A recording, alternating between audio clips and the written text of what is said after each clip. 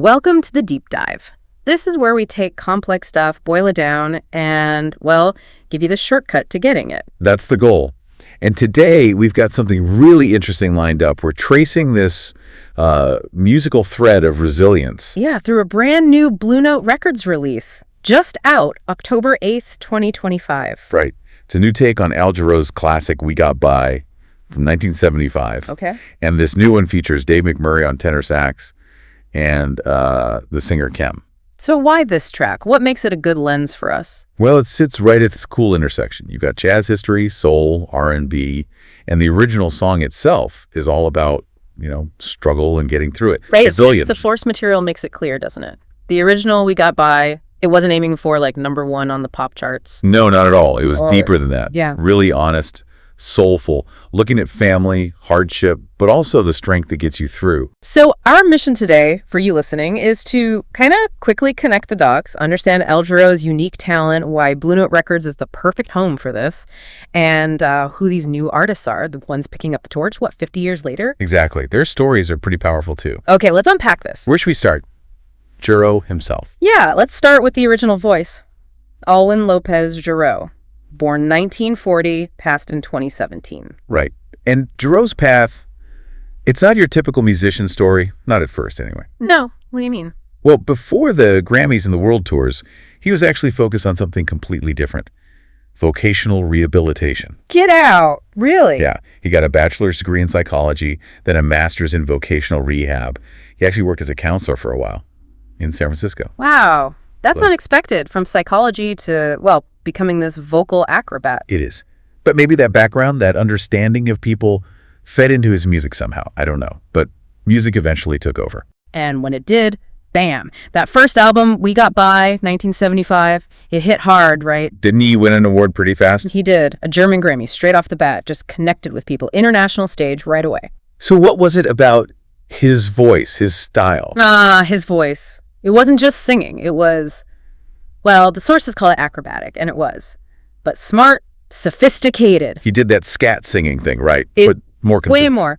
He mastered scat, sure, but also this incredible vocal percussion, and he could mimic instruments uncannily. Guitars, flutes, drums, like a one-man band almost. He turned his voice into this whole sonic toolbox. Pretty much. And that genius, that innovation, is what let him just slide between genres so easily. Right, which leads to that amazing fact the sources highlight. He's the only singer ever to win Grammys in 3 totally different categories. That's the one.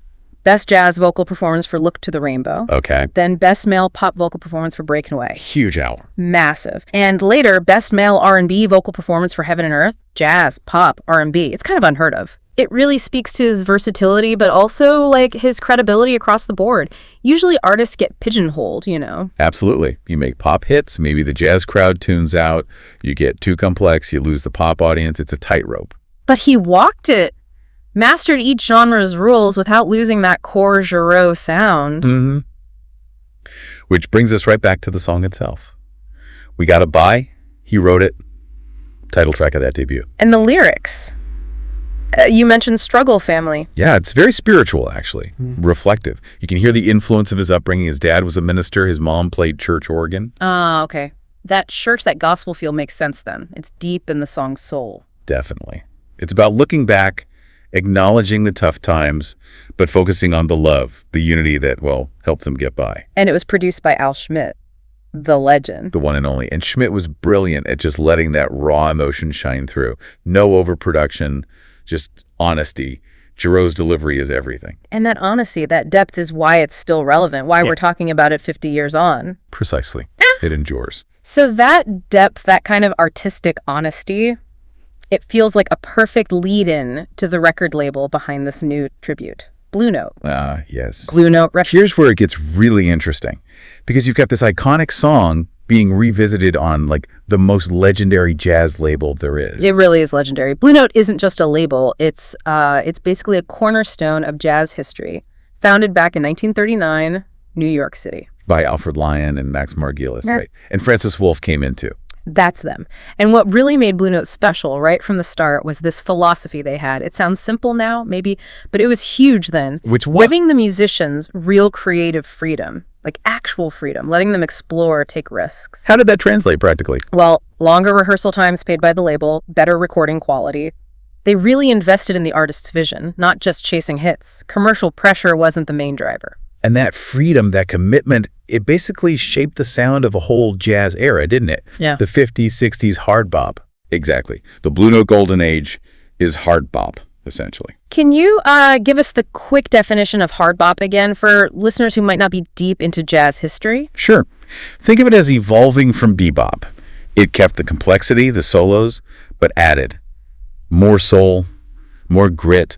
It brought in really strong influences from gospel music, from blues, from R&B. So still technically demanding, but with this earthy, driving feel. That's a great way to put it. Earthy, driving, soulful. Which is why the absolute giants recorded for Blue Note. Thelonious Monk, Coltrane, Miles Davis for a bit, Herbie Hancock. The Mount Rushmore of jazz, basically. Pretty much. And you can't talk Blue Note without the look either. Oh, the album covers. Instantly recognizable. Totally. Francis Wolf's photography from the sessions, those moody black and white shots. Yeah. And then Reed Miles' graphic design, bold fonts, abstract shapes. It was a whole aesthetic package. As deliberate as the music. Right. Artistry from start to finish. And crucially, Blue Note isn't stuck in the past. They had a big revival in 1984, and they're still putting out vital new music today, still holding on to that idea of artistic freedom. Which is where this new tribute fits right in. It's part of that living legacy. Perfectly. It connects the history to the present. Okay, so let's connect to the present. Who are the artists bringing We Got By into, well, now? Let's start with the instrumentalist, Dave McMurray.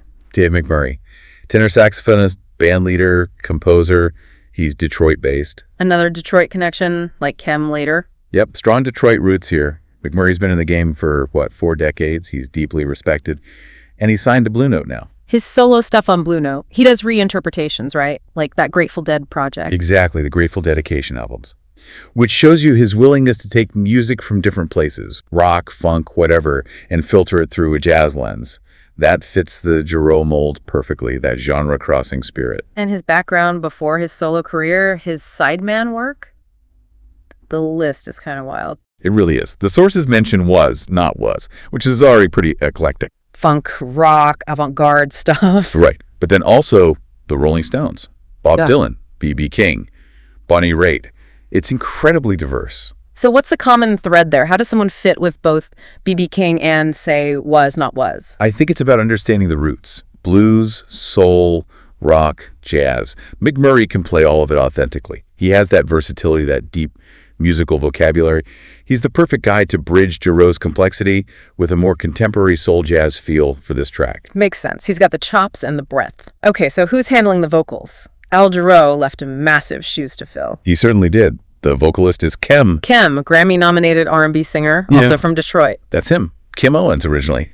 And his story, wow, it connects so directly to the themes in We Got By, struggle, resilience. Okay, this is the part the source material really highlighted. The aha moment, they called it. His path was intense. Understatement. We talk about artists paying their dues, but Kem really lived it.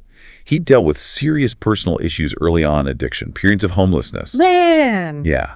So when you hear him sing a song called We Got By about overcoming hardship, it's coming from a place of lived experience. It's not just lyrics on a page. That adds a whole layer of meaning, doesn't it? Absolutely. And the way he actually launched his career is just pure determination. He didn't get discovered in a club or whatever. No. How did it happen? He self-funded his first album, Chemistry, paid for it himself, pressed it himself. Okay, that takes guts. And then he sold it himself directly out of the trunk of his car in Detroit. Seriously? Bootstrapping it, literally. Totally. Just grinding, building a following one CD at a time. And that grassroots buzz got so strong that eventually Motown Records noticed. Motown, the legendary label. Signed him, re-released Chemistry in 2003, and boom, it went gold. It's an incredible story of just refusing to give up. You can't fake that kind of drive. No kidding. And his style, that smooth R&B, but with those jazz touches, you can hear why he'd be a good fit for a Jarreau tribute. It's a natural fit. His voice has that soulful depth, but also this sophistication. It honors Jarreau without trying to imitate him. So the sources got an early listen to this new version. What was the verdict? Very positive. They didn't just say it was amazing. They really dug into why. They noted McMurray's arrangement hits this great contemporary soul jazz groove. Nice. in Kem's vocal. They highlighted the authenticity, especially how he connects with those gospel roots in the song, that spiritual core Jarreau put there. It carries the original message forward beautifully. Okay, so let's try and bring all these threads together. All right. So what does this all mean? We started with Jarreau, this unique talent, right? Mixing serious smarts with pure soul, breaking genre barriers like nobody else. Yeah, the only vocalist with Grammys in jazz, pop, and R&B. Grounded in a song about family getting through tough times. Then we followed that spirit to Blue Note Records, a label fundamentally built on letting artists be artists.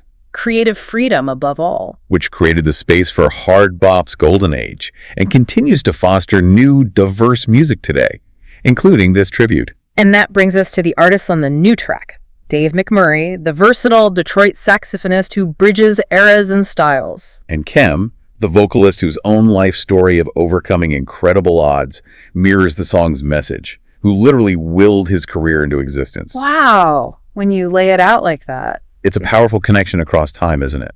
What really stands out is how faithfully that torch gets passed. That church and gospel influence you hear in Jarreau's original flows right into Kem's performance naturally through that Detroit R&B and soul tradition he embodies. The sources really emphasize the emotional connection, how the new version honors the feeling of the original. That theme of "we got by," it's timeless because, well, struggle and resilience are timeless. It makes you think about what makes a song last.